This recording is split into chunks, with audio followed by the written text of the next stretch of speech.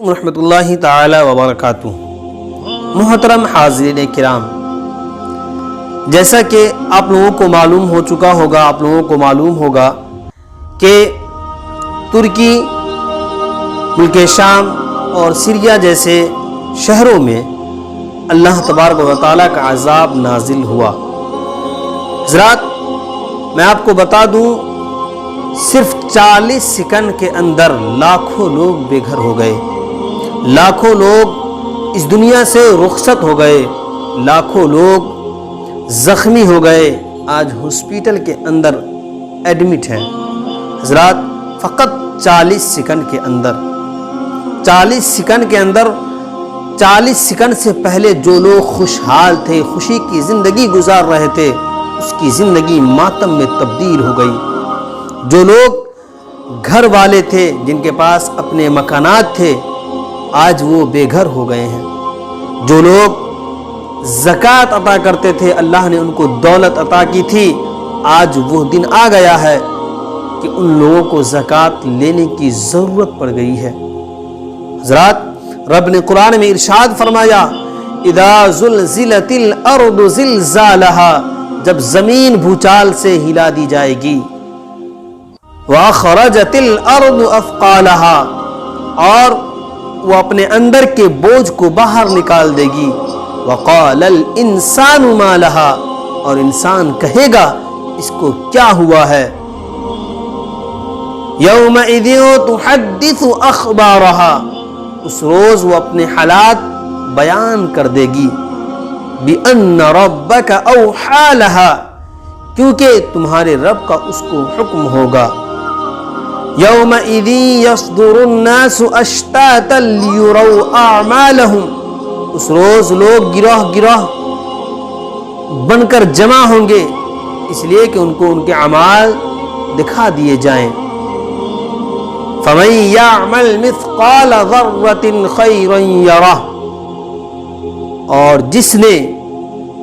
ذرہ بھر نیکی کی ہوگی وہ اسے دیکھ لے گا، ومن یعمل مثقال ذرۃ شرا یرہ، اور جس نے ذرہ بھر برائی کی ہوگی وہ اسے دیکھ لے گا۔ حضرات، آپ نے ترکی، ملک شام اور سیریا کے حالات کو آپ نے ملاحظہ فرمایا، اللہ کا عذاب نازل ہوا،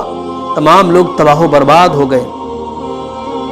دنیا سے رخصت ہو گئے، ان کو اتنی مہلت نہ ملی کہ وہ رب کی بارگاہ میں توبہ کر لیں، رب کی بارگاہ میں اپنے گناہوں سے